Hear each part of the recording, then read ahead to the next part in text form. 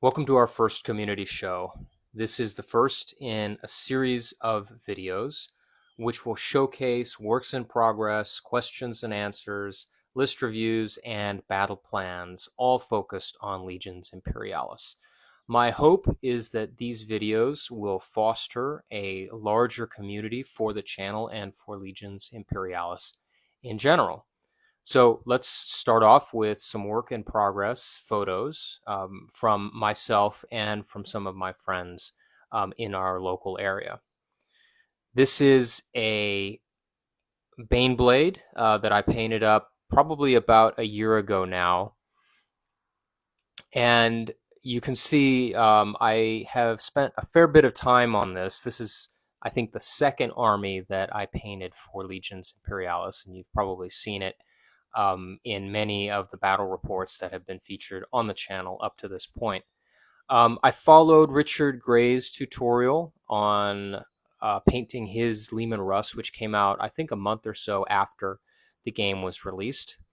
Um, I did the trim. I don't know if he did trim now that I think back on it. I don't know if he did the trim in his video. But generally, I followed his advice as far as the colors, the chipping, and so on, which is actually the first time that I've attempted to do any chipping. I used a makeup sponge rather than a normal sponge to kind of try to keep the chips in scale. And overall, I think it came out pretty well. I'd say my major criticism of my work here is that the trim is pretty thin. I only did one coat of paint on it, and I don't know if you can really see it in this photo, but in some places it is fairly thin.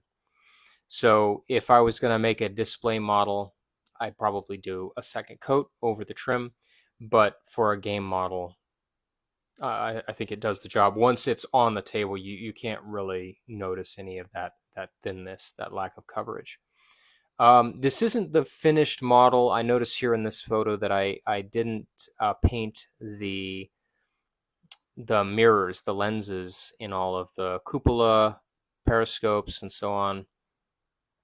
I think what I did is I used a Vallejo metal color silver and then a Tamiya clear to do greens and reds and blues on the different lenses. I'd say that this probably is far too much time invested in a single model. You can see I even put a decal on the side. For somebody like me who is interested more in the large scale effect, having a large army fairly quickly, I probably would not invest this much effort into a single vehicle um, in the future. So let's move on. This is one of my White Scars javelins. Again, you can tell this is not completed. This is an in progress photo. I think I followed one of Metter's Miniatures tutorials on painting his White Scars. So I used, I think, Dragon Red from the Army Painter, and then I used an oil wash, which was a mix of some kind of purple and Payne's Gray to give it a little bit of a different hue than just a regular dark wash. I'm pretty happy with how this came out. I'm sorry I don't have a completed photo for you, but I'm pretty happy with how it came out. I think the effect of the white and red is pretty striking on the table, and I would definitely make a larger force for the White Scars if I had the time. I think the only thing that I don't like about this, and it's not really a don't like, I guess it's more something that I wish I had done, is to add some more of the White Scars iconography. I think this looks a little bit plain. It's a little bit too regimented with just the panels being called out in red. Having some of the characters from Chagoria, I think is the name, I think would look nice. A little bit of the more tribal feel that I've seen some people adopt on their White Scars that I think looks it makes each of the models very individual, and I think really fits the sort of the Mongolian um, samurai aesthetic that you often see with the White Scars. So that's something that I could have done better. I do think again that I probably this method was just too time consuming, even without adding those personalized details to each of these javelins. But overall, I'm happy with the effect. So we're moving on now to one of my Thanatars. I used a very special paint for this. I used Vallejo um, real metal, liquid metal, I think it is. Um, and that let me I airbrushed it, and that's what gave me this great coating of this kind of red gold. I think that's the name of the paint, is red gold. Um, and then I used their silver to paint all of the details. And this really saved me a lot of time because, first of all, the airbrushed red gold was one coat coverage, and the same with the silver. Now, the silver was super bright, so I deadened it down with, I think, Army Painter's Dark Wash, and that made it a bit more. It didn't make it quite. It made it so that it was not quite as stark. And then I used one of Army Painter's effects paints to get kind of the blue glow. I'm not super happy with how that came out, but it does the job. And that's about it. I think the only other thing I did to this model was I used a oil wash. I think I used burnt umber, but I probably would use raw umber now if I was to go back, just to accentuate more of that red gold color. I would say that if you're going to use either of these colors, the red gold or the silver from the real gold or the liquid gold line, they are alcohol-based paints, so they will destroy your brushes. So definitely use a synthetic or something that you don't particularly care about. And if you're airbrushing, absolutely make sure that you are, if you're inside, you have an airbrush hood and a respirator and all that, and do your own research as to what kind of safety precautions you need to take, because with the aerosolized alcohol base of this paint, I think it can be very bad for you. So definitely, if you're going to use one of these paints, make sure you do your research and take whatever health and safety precautions you need in order to use it safely. Moving on to one of my stalkers for the Dark Mechanicum, and you can kind of see a progression from the Baneblade to now, where I have become less and less detail oriented with my figures. Um, I basically, I think I followed another of Richard Gray's tutorials here, and I dry brushed, I think with exhaust manifold from Vallejo Metal Color, all over the model. And then I used one of Reaper's very dark purples. I think it's Nightshade Purple. That's a Master Series paint to do the carapace. And then I used one of Vallejo's Metal Color Copper for the construct shield and the weapon details. And that's about it. I really didn't do anything else to these figures. And so you can kind of see that I've progressed from pretty detailed to pretty, not to sound lazy, but kind of getting away with not painting as much as possible, just because I'm pretty busy and I want to try to achieve a good effect without spending a lot of time on every figure. So here we have one of actually my only Titan. This is the first Titan that I painted up. I did use an airbrush. This is for the Legio Ossidax, the cockatrices, which I think have a really awesome scheme. And it's just very striking. I like the quartered blue and white. I like the red detail on the head of the Titan. And yeah, I'm pretty happy with how it came out. I'm not a weathering expert, as you can probably tell by looking at this model, but I just kind of went for it. I think it came out okay. There's definitely, I think, a few places that it doesn't look very good, um, but those are lessons to be learned for next time. So I actually don't remember what colors I used on this. I think I used Reaper colors again for this, although maybe it was, now that I think about it, maybe I used Vallejo. Anyway, that's a hobby misstep on my part, certainly. And if you're going to paint your own Titan Force, don't make the same mistake that I did, and make sure that you write down the colors that you use for your Titans, because you may come back to the army. That this goes for any army, of course, but you may come back to it in 6 months or a year, and you may not remember what colors you used. So it would be unfortunate, which is something that I'm going to have to do if I want to paint another Titan like this, is to come back and have to sort of stumble my way through and figure out exactly what I'm going to use, what colors that I used, and try to replicate that. The transfers you can see on the left side of the Titan here, the white carapace cover. I think those are from I don't remember now, but it's a custom decal maker, and they are excellent. And I'll try to find the name of the maker and put it in the description if I can. So moving on from my miniatures, these are some that were painted up by Mikey, one of my friends where I play in town.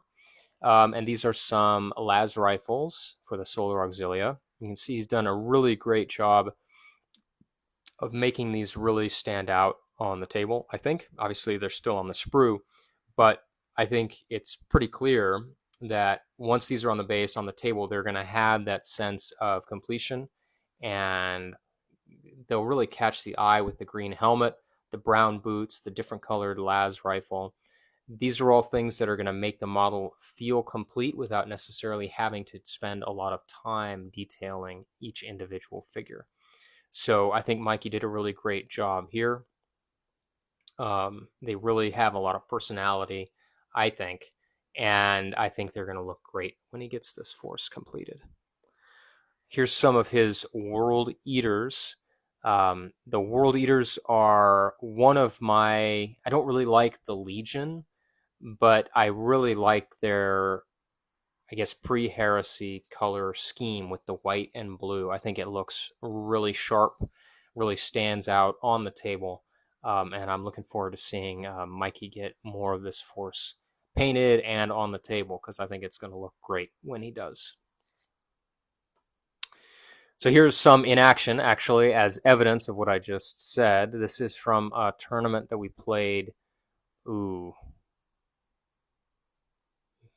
It's months ago now, at the very least. I think it's maybe back in October. Anyway, you can see how good they look, how striking they are on the table. And I'm not even sure if he's finished painting them here. He's just got the main colors blocked out with the bolt guns and the shoulder pads. But anyway, you can really see how good they look. And I think this is the last picture we have of Mikey's work. This is a couple of Leviathan Dreadnoughts. I think he's using the Turbo Dork Blue Scarab or something like that here. It's the same paint, I believe, that Hunter uses, and you'll see some of Hunter's miniatures here in a minute. But it's a really great metallic blue, and I think it really fits the Alpha Legion. So these are obviously in progress, so it looks like he's just kind of got them sprayed, and maybe with a little bit of a dry brush, I'm not sure. But they look great, and as I said before, I'm excited to see them on the table. So moving on to some of Hunter's stuff. These are some of his Dark Mechanicum, and I think they're just base coated here. But it looks like he's just gone for a pretty dark metal, which I think will look very good. It's fitting for the Dark Mechanicum. It's got a good mix of Arax and the archers and so on. He's left the weapons off of the heavy stalkers, which I think is a good choice.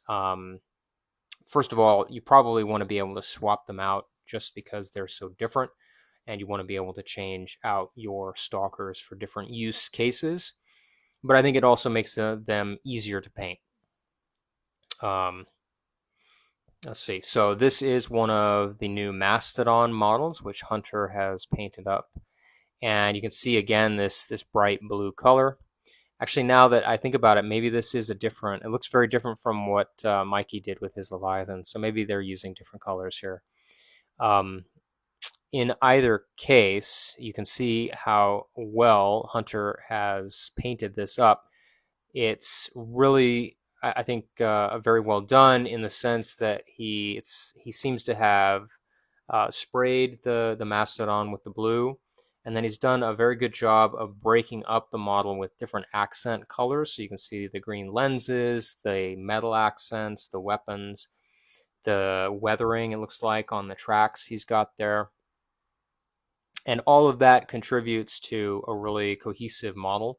And as I said before, with some of my figures, which what I have attempted to do is to break up the silhouette, so there's not a huge space of the miniature that doesn't have any change in color. So there's no change in texture, and I think Hunter's done a great job of making the opposite of that happen, right? Where he's given some texture to the miniature, so it has that sense of reality and of completion.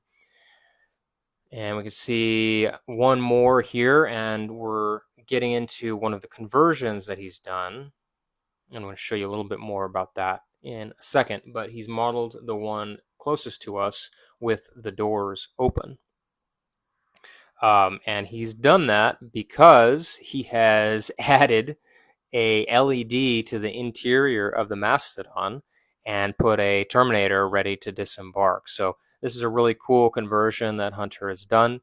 I'm sure it was a lot of work, and I think it came out really well. I think the interior lighting really has that ambience of a combat vehicle, and I think it's really clever how Hunter put this together.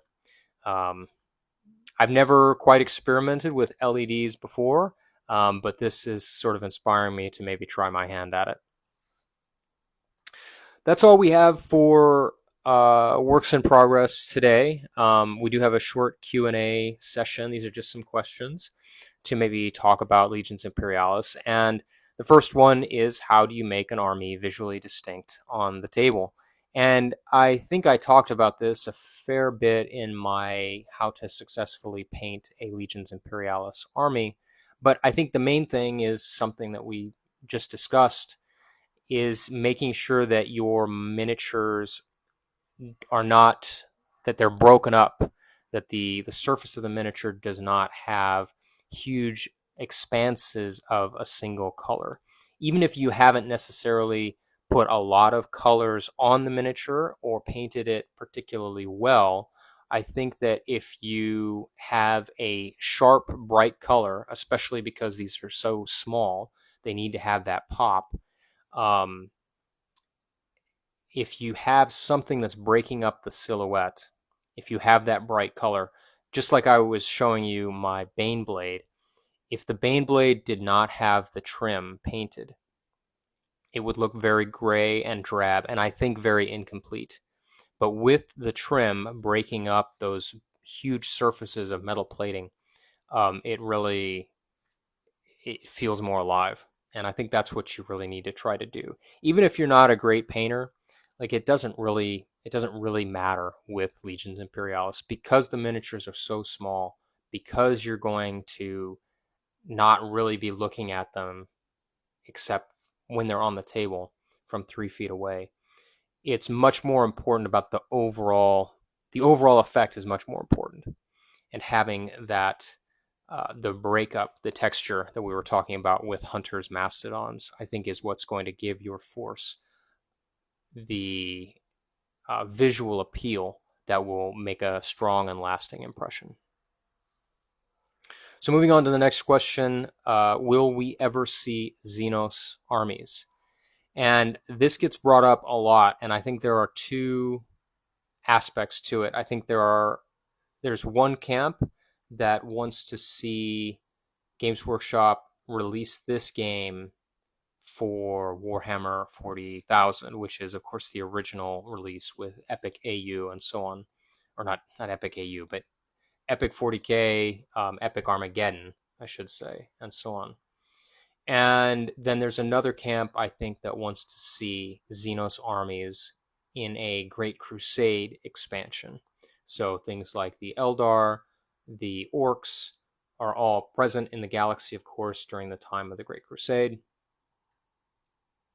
And so I guess let's break that down. So starting with the first camp, I don't think we are ever going to see Xenos armies in the sense of having the game released for 40K.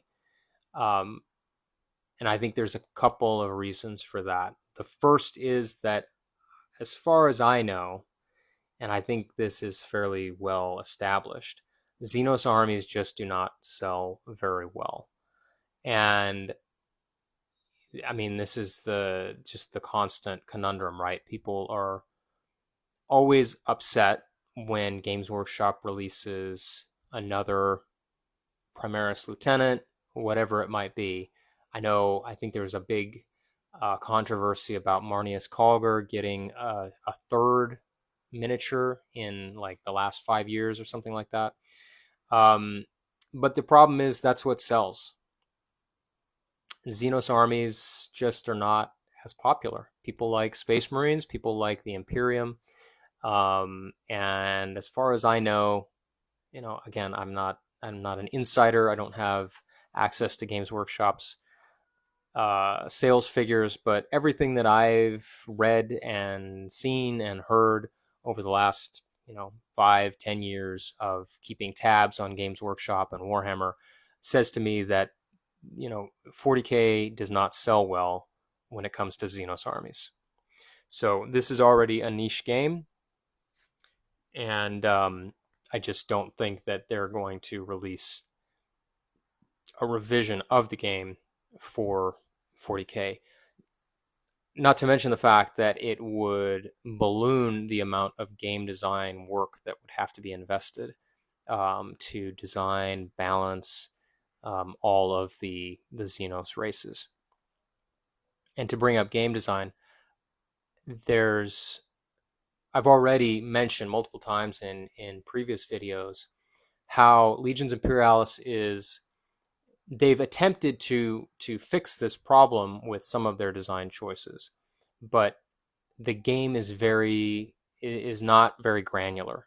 And to be able to distinguish between many different kinds of units to give them their own flavor and character, which is what people want, which is what will make people buy them, I think, beyond just the aesthetic appeal.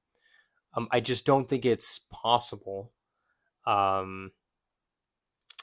with the current design system that Legions Imperialis uses. Now, that may not be wholly true. I know that with Epic, of course, you had some meta mechanics. I think the Eldar could keep initiative twice in a row, things like that. And that could that could play a part, but I just don't see it happening just because of the amount of work, the fact that Xenos armies don't really sell, and I think would be pretty difficult to come up with rules that would effectively capture the breadth of the range of different capabilities that these armies would add or should add to the game. As far as the second camp, a Great Crusade expansion for Legions Imperialis, I think this is somewhat more reasonable in the sense that, right, it's still in the Horus Heresy. It's still, part of the milieu. But for many of the same reasons that I just stated, why they won't release a 40K variant of Legions Imperialis, I just don't think this Great Crusade expansion is in the works, or at least it's not in the works for many, many years. Just because of the time, the effort, the lack of sales. Last question for the Q&A is, should Games Workshop release narrative campaigns? And I think this is an interesting question. I guess we should define what narrative campaign involves. I think when I hear narrative campaign, what I picture is something like what was released in the original Black Books series. So you had very specific missions, um, tied to, well, I guess they weren't that specific, but you had specific campaigns that were tied to um, different regions or different literal campaigns like the Dropsite Massacre, and so on, that occurred during the Horus Heresy. And I think that I would like to see. Because you could play regular games that would accumulate points for your faction, and then you would play specific narrative missions that were much more focused on the events of the campaign being depicted. So you would play generic missions for the most part, and then you would have a climactic narrative mission, which I think one of them was like the Fall of the Red Angel or something like that, where Angron comes down and kills all of his sons, basically all of his sons that have remained loyal to the Emperor. So that was a really cool mission where you were trying to basically do a wound to Angron, I think, if you were the loyalist World Eater player. So I think that's a good balance of having these very specific narrative missions while still giving people the freedom to play just regular games and still feel like they're contributing to a campaign. The other thing that was great about those Black Book missions was that they had a lot of really great rules for special terrain that you could add to your battlefields to make them feel more like you were fighting in a specific area. So, for example, you had in the Istvan 5, I always get them mixed up, but the first Istvan campaign, you had special buildings that were focused on the Istvan world, right? So you had one that was like an old temple to the choral singers. You had ammunition dumps. Um, I think you could also have forests that turned out to be like the flash incinerated bodies of people of civilians during the orbital bombardment, during the firestorm after the plague bomb. You had all these kind of things, and they all had really interesting game effects. And I think doing something like that would be a great choice for Legions Imperialis. They've kind of touched on that, I think, with like the campaign in the Talern campaign. But I think they could do more and make it a little bit more flavorful. If you mean by narrative, are we going to see sequential missions that sort of develop into a conclusion, like a coherent story?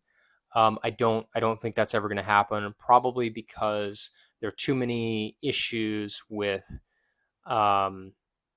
people not having access necessarily to the miniatures that are needed to fit the story. So if the story is we're going to play Solar Auxilia fighting against whatever Legion of Astartes, I guess you could adapt it and just do whatever you wanted, but then that kind of is defeating the purpose of having a set narrative campaign.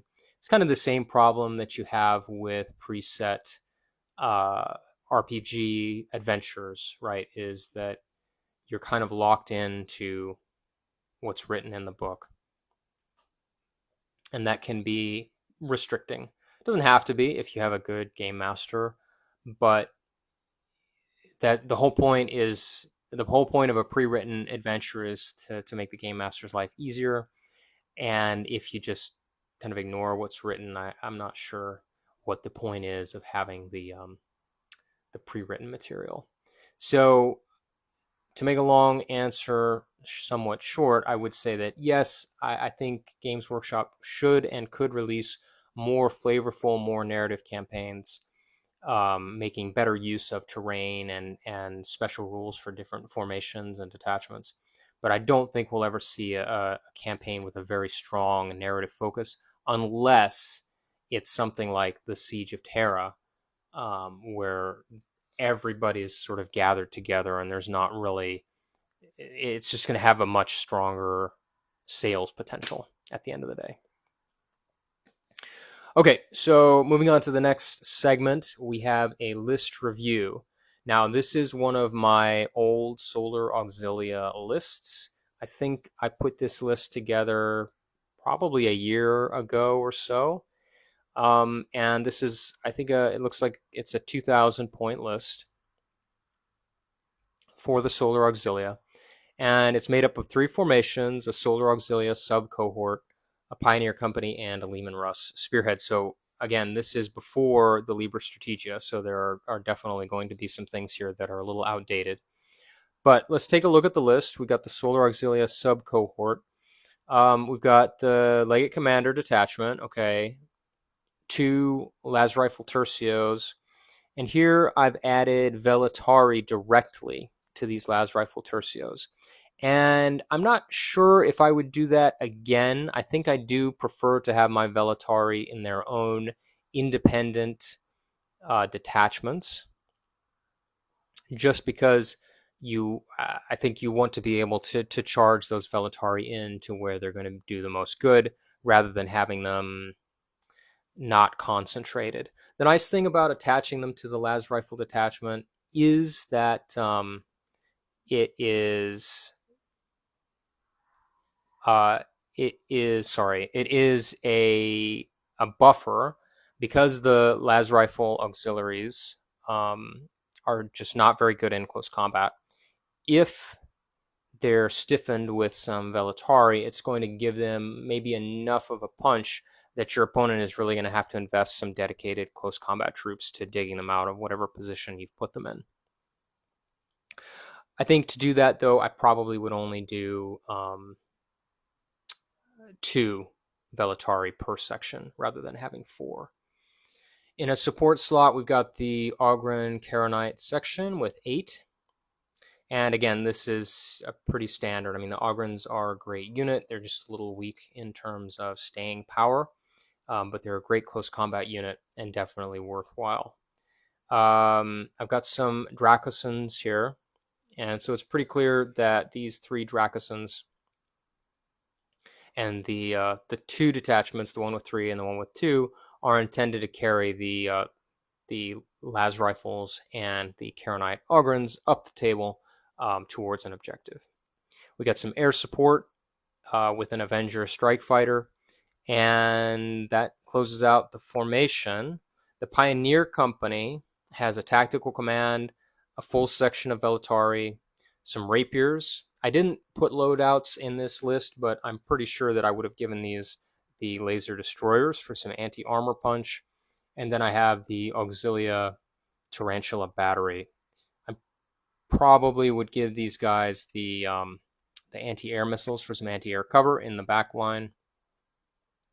And then supporting these are some Auxilia Las Rifles with flamers. Now, again, I almost maybe would have preferred, looking at this now, giving this section the Velatari, because this section is probably going to be infiltrating forward onto an objective at the beginning of the game. So having that close combat punch is probably more important here than in the 2 assaulting Las Rifle sections. Those might be better served with flamers to help them dig enemy infantry out of cover or a structure. And then supporting this formation, we have a Lightning Fighter Squadron to provide some air cover. Usually with my Lightnings, I give them the anti-air missiles and the anti-tank missiles, just for some multi-role capability. And I've also filled out the formation with some Ethon Heavy Sentinels and a Medusa battery.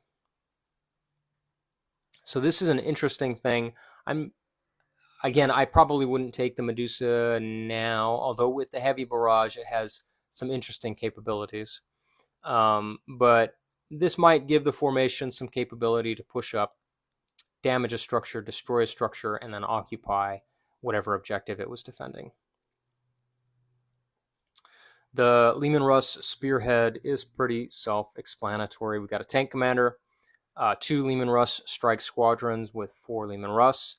And again, I don't have the loadout on here, but these would be armed with vanquishers and las cannons. And then we've got a Leman Russ demolisher squadron, again, to push forward and maybe tackle some heavy armor, but probably primarily to destroy enemy occupied structures. At the very end, we have a detachment of Malcador tanks. And this is what I like to call a pocket Baneblade, especially now that it has a 2-up save. These would have a Vanquisher in the main turret, and las cannons probably with the Demolisher cannon in the hull, just again for some more capability, particularly against anti-armor, but I suppose they could be used against structures in a pinch. Probably not the first line, though, just because you're sacrificing all of your other armament if you're going to target a structure. So let's look at a battle plan review for the list that we just went over. So this breakdown shouldn't be too much of a surprise for anybody who's watched How to Fight and Win Army Building Part 1. But we've broken down, for the most part, the detachments from the formations into a couple of different groups. The first group, and the most important, is the Seize group. And this is designed to push up the table and take an objective from the enemy. So it is outfitted primarily with our heavy armor, the Malcadors, our demolishers, and our Medusas.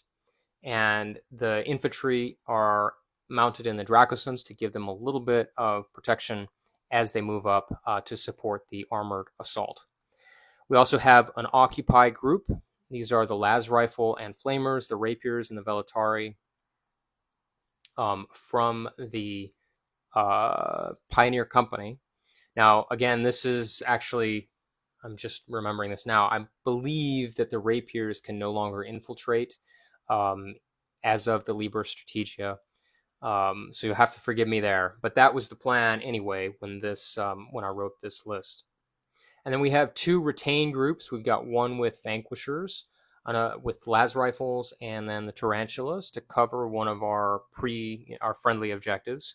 And then we have another retained group covering potentially another friendly objective with the vanquishers. And then we've got the Ethon Sentinels, the Avenger, and the Lightning as a support/reserve element.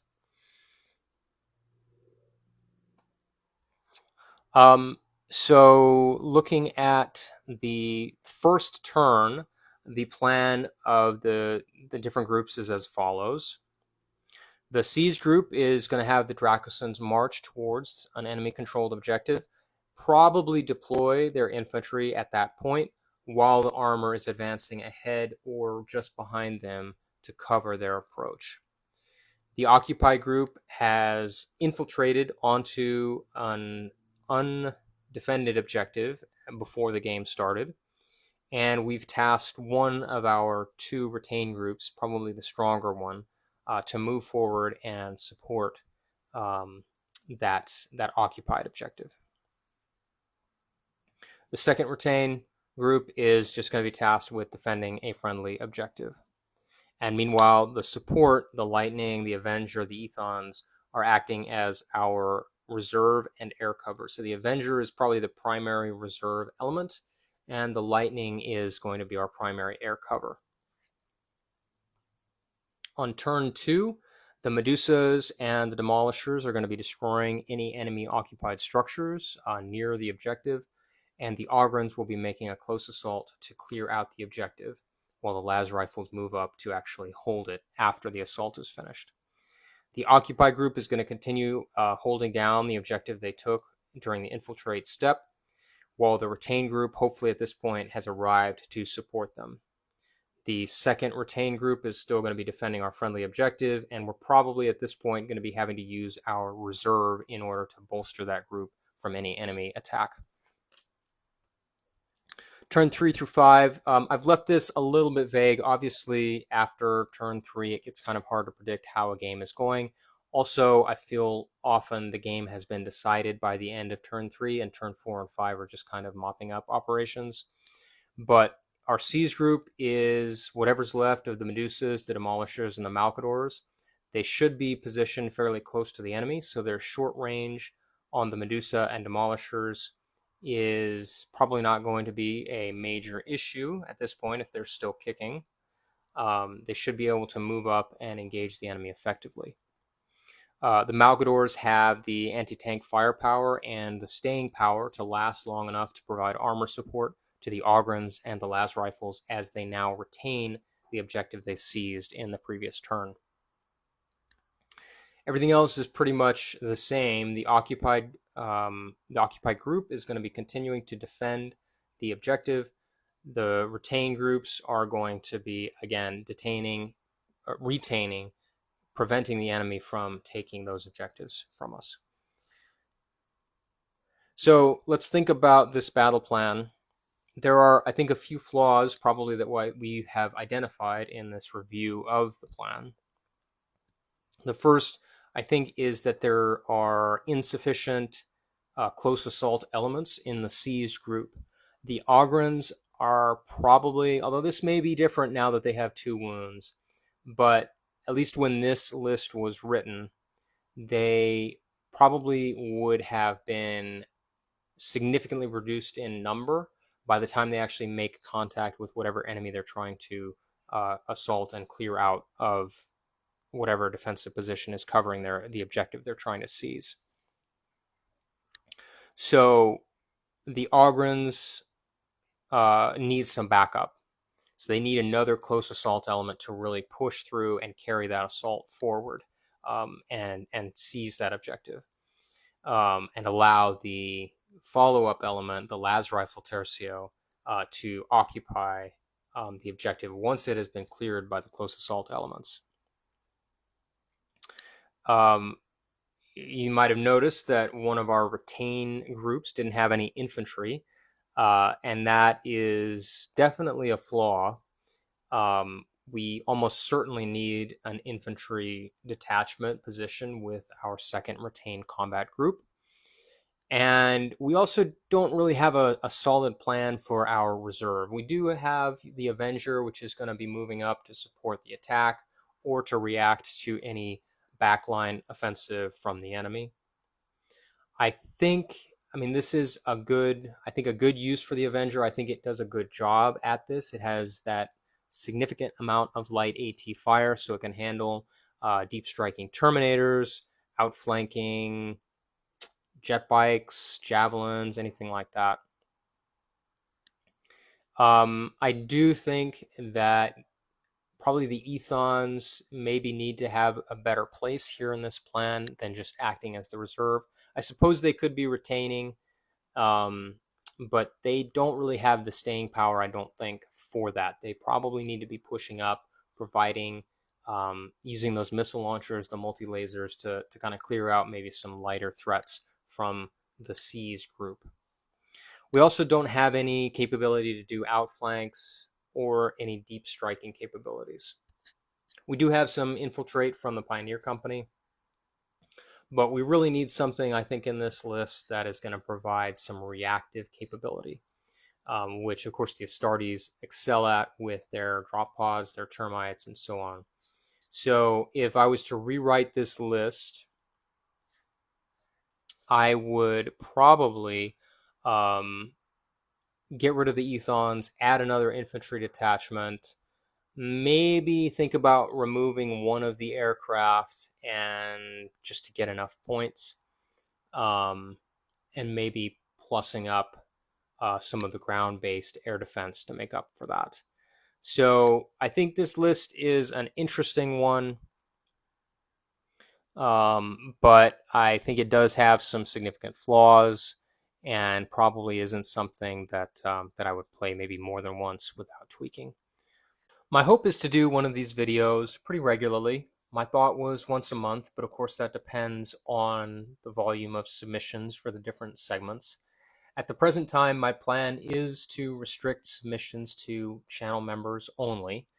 But if you guys think that there's enough of a demand for these videos, if this was enjoyable enough to watch and to listen to, I'm certainly willing to discuss or to think about opening up submissions to all viewers. But that really just depends on how well this video does and just how many members are interested in submitting material for review. So if you did enjoy this video, please like and please leave a comment and let me know what you thought of it, if it was interesting, if it wasn't interesting, how it could be improved, what kind of things maybe that you would like to submit for review that aren't currently available. I'm always interested in hearing your guys' thoughts, so please do leave those down in the comments, and I will be sure to read them and take them into consideration when preparing the next community show. So thank you very much for watching. I really hope you enjoyed the video. I enjoyed making it, and I'll see you in the next one.